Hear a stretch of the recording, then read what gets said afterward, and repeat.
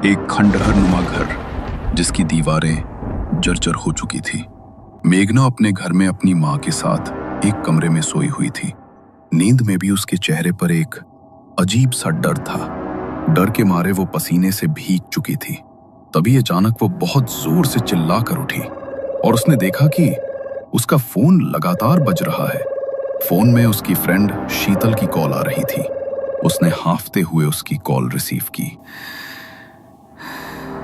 Hello hello मेघना, क्या हुआ तुझे? तू इस तरह हाफ क्यों रही है? सब ठीक तो है ना? पता नहीं शीतल, मैंने तुम्हें वो सपना बताया था, याद है? वो जगह बार बार मेरे सपनों में क्यों आती है? ऐसा लग रहा है कोई मुझे बुला रहा है। मुझे बहुत डर लग रहा है यार, बार बार वही सपना। कैसे हो सकता है ये? अरे बाबा, ये तेरे मन का वहम है। एक बार जिस चीज का डर मन में बैठ जाता है तो निकल नहीं पाता। तू बार बार उस चीज के बारे में सोचती है, इसलिए तुझे बार बार वो जगह सपने में दिखाई देती है। तू चिंता मत कर, सब कुछ बिल्कुल ठीक है। और मैंने तुझे इसलिए कॉल की थी कि आज शाम को हम घूमने जा रहे हैं, तो चुपचाप हमारे साथ आ जाना। अरे लेकिन माँ को अकेले छोड़कर कैसे आऊँ? तुझे तो पता है ना माँ की हालत के बारे में। हाँ बाबा, पता है, लेकिन एक दिन के लिए मैनेज कर लेना। अपनी पड़ोस वाली आंटी को बोल दे, एक दिन के लिए वो आंटी का ध्यान रख लेंगी। वो भी तो बहुत बार अपने बेटे को तेरे पास छोड़कर जाती हैं। अच्छा ठीक है, शाम को मिलते हैं। शाम को मेघना अपने दोस्तों के साथ घूमने के लिए निकल गई। विक्की, समीर, नैतिक, शीतल और मेघना पांचों दोस्त अपनी गाड़ी में एंजॉय करते हुए मेहरगढ़ की ओर निकल गए। मगर मेघना का मन अभी भी बेचैन था। अरे बाबा, क्या हो गया है तुझे? आज तो हम ट्रिप के लिए जा रहे हैं, तब भी तो खुश नहीं है। किस लिए इतनी परेशान है? कुछ नहीं यार, लेकिन कुछ अजीब सा लग रहा है, जैसे कोई तो अनहोनी होने वाली है। कोई तो है जो मुझ पर नजर रखे हुए है। अरे यार, तू क्या देखने लगी है आजकल, जो तेरा दिमाग ऐसा हो गया है? थोड़ी कम भूतिया नॉवेल्स पढ़ा कर तो तेरा दिमाग थोड़ा ठिकाने रहेगा। पता नहीं कैसी अजीब अजीब बातें सोचती रहती है। रात को रोड बिल्कुल खाली था, तो समीर फुल स्पीड में गाड़ी भगा रहा था। तभी अचानक रास्ते पर उसकी गाड़ी बंद पड़ गई। अरे यार, अब ये गाड़ी कैसे बंद पड़ गई? पिछले हफ्ते ही तो सर्विसिंग कराई थी इसकी, टैंक भी फुल है। रुक, मैं देखता हूँ, तू जल्दी से टॉर्च लेकर आ। समीर ने टॉर्च निकाली और विकी ने गाड़ी को चेक किया तो गाड़ी का इंजन पूरी तरह गर्म हो चुका था और अंदर की तार भी जल चुकी थी। अरे यार, तार भी जल गई। अब तो जब तक मैकेनिक इसे आकर ठीक नहीं करेगा तब तक ये स्टार्ट नहीं होगी। और मुझे लगता नहीं कि इस टाइम यहाँ पर कोई मैकेनिक मिलेगा। पूरा खेत और जंगल का इलाका है ये। आज रात बिताने के लिए आसपास कोई जगह देखनी होगी। शायद खेत के बीच कोई झोपड़ी वगैरह बनी हुई हो। बताओ, अब तुम लोग क्या करना है? गाड़ी के अंदर बैठकर ही पूरी रात बितानी है या रुकने के लिए कोई जगह ढूंढनी है? रुकने के लिए कोई जगह ही ढूंढनी पड़ेगी, क्योंकि आधी रात को इस तरह रास्ते के बीच गाड़ी के अंदर रुकना भी सेफ नहीं है। गाइस, इस जगह को मैं जानती हूँ। ये वही जगह है यार जो मेरे सपने में आती है, और जो महल मुझे दिखाई देता है वो भी यहाँ पर है। मुझे बहुत डर लग रहा है यार। ओह कम ऑन यार मेघना, तू कहाँ सपने को रियलिटी से जोड़ रही है?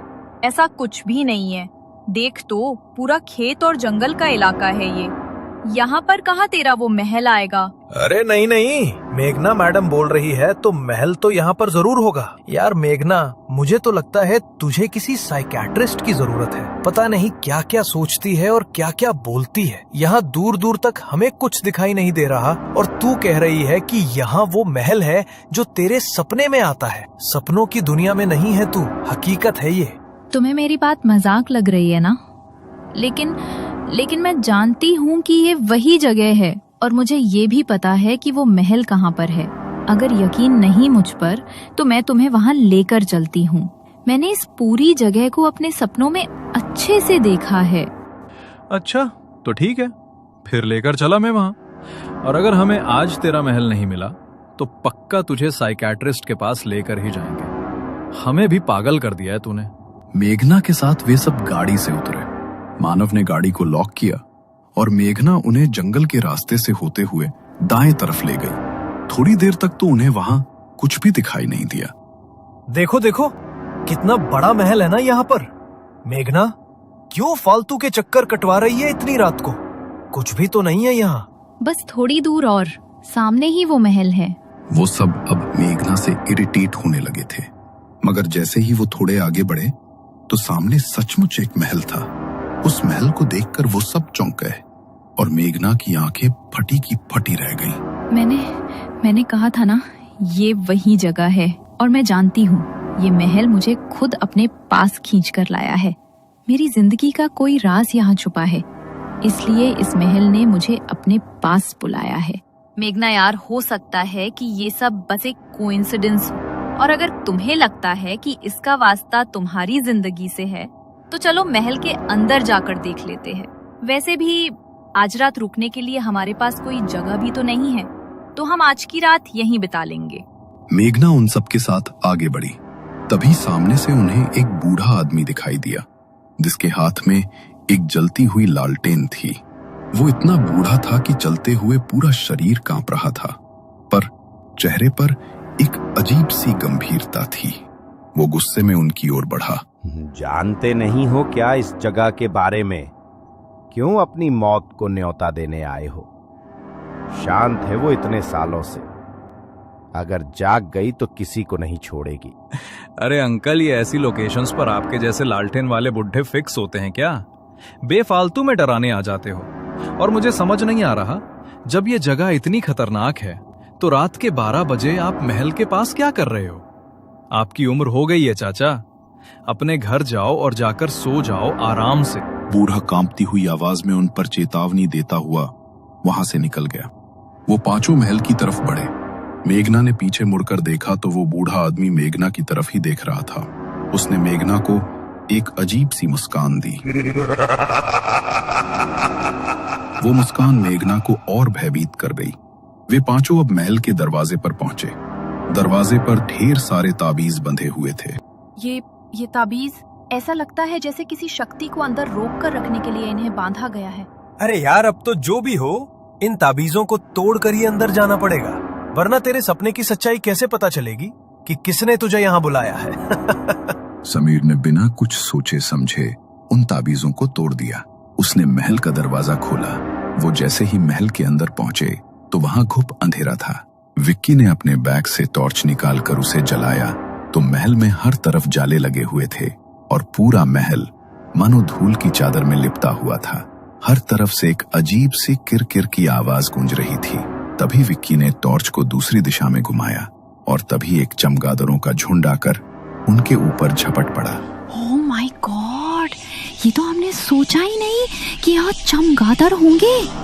अगर ये एक बार शरीर से चिपक गए तो निकलना मुश्किल हो जाएगा। निकलो यहाँ से, ये बढ़ते जा रहे हैं। एक के बाद एक चमगादड़ उनके सर पर मंडराने लगे। वो सभी दौड़कर दरवाजे की तरफ भागे, लेकिन हवा के झोंके से दरवाजा अचानक बंद हो गया। उन्होंने दरवाजा खोलने की बहुत कोशिश की, लेकिन दरवाजा मानो जाम हो गया। जैसे तो वो महल चाहता ही नहीं था कि अब वो पांचों उस महल से बाहर निकल सके। अरे अब इस दरवाजे को क्या हो गया? खुले क्यों नहीं रहा? कहीं तू हमें सच में भूतिया महल में तो नहीं ले आई? पता नहीं यार, पर यहाँ कुछ तो अजीब सा महसूस हो रहा है मुझे। जैसे ही मेघना ने ये कहा, एक जोर का झोंका आया और चमगादड़ों की किर किर वाली आवाज अचानक शांत हो गई। वे पीछे मुड़े। जहाँ कुछ ही पल पहले चमगादड़ मंडरा रहे थे, अब चारों तरफ सन्नाटा पसर गया था। ये कैसे हो सकता है? अभी तक तो यहाँ चमगादड़ों का झुंड था और अब एक भी नहीं दिख रहा। जितनी जल्दी हो हमें यहाँ से निकलना होगा। पुराने महलों में आने जाने के लिए काफी सारे दरवाजे होते थे। इस दरवाजे के अलावा भी यहाँ बाहर जाने के लायक कोई ना कोई दूसरा दरवाजा जरूर होगा। हमें वो ढूंढना होगा। मुझे नहीं लगता कि अब हमें यहाँ से बाहर निकलने के लिए कोई दरवाजा मिलेगा। मुझे तो लगता है हम इस महल के जाल में फंस गए हैं और अब ये महल हमें यहाँ से बाहर निकलने नहीं देगा। मेघना, तू पहले रोना बंद कर और शुभ शुभ बोल। एक तो हम सब पहले ही तुम्हारे सपने से इतने ज्यादा डरे हुए हैं और तुम हमें अपनी बातों से और डरा रही हो। वो सभी दूसरा दरवाजा ढूंढने के लिए पीछे की तरफ जाने लगे। तभी उन्हें वहां पर घुंघरुओं की आवाज सुनाई दी, जैसे तो कोई अपने पैरों में घुंघरू पहने उनकी ओर ही बढ़ता हुआ आ रहा हो। वो आवाज धीरे धीरे बढ़ने लगी और चारों तरफ से वो आवाज उनके कानों में गूंजने लगी। अचानक फिर से चमगादड़ों ने उनके ऊपर हमला कर दिया और खुद को बचाने के लिए वो सभी इधर उधर भागने लगे। भागते भागते मेघना छिपने के लिए ऊपर की तरफ भागी। उसके पीछे चमगादड़ों का झुंड था। उसने देखा कि सामने एक कमरे का दरवाजा खुला है, तो वो चमगादड़ों से बचने के लिए सामने के उस कमरे में चली गई और अंदर से दरवाजे को बंद कर लिया। वो अभी भी बुरी तरह हाँफ रही थी। उसने कुछ देर वहां चैन की सांस ली। तभी उसके कानों में एक आवाज पड़ी, जैसे तो कोई बड़ी दर्द भरी आवाज में कुछ गा रहा हो। ये कैसी आवाज आ रही है? ये गाने की आवाज तो मुझे मेरे सपने में भी सुनाई देती है, जैसे कोई बहुत दर्द में हो। लेकिन मेरे अलावा यहाँ पर और कौन है? कहीं कोई आत्मा तो नहीं? या कहीं ये चारों ही तो मुझे डराने की कोशिश नहीं कर रहे? शीतल, विकी, समीर, नैतिक, तुम लोग मुझे डराने की कोशिश कर रहे हो ना? देखो प्लीज अपना मजाक बंद करो, मुझे सच में डर लग रहा है।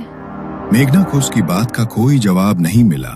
तभी उसे कमरे में घुंघरू की आवाज सुनाई दी। उसने पलट कर देखा तो कमरे की खिड़की बड़ी ही तेज आवाज के साथ खुली। कमरे के अंदर जैसे ही चांद की हल्की रोशनी पड़ी तो दूसरी तरफ एक परछाई उभरी, बिखरे बाल और नृत्य करती हुई एक स्त्री।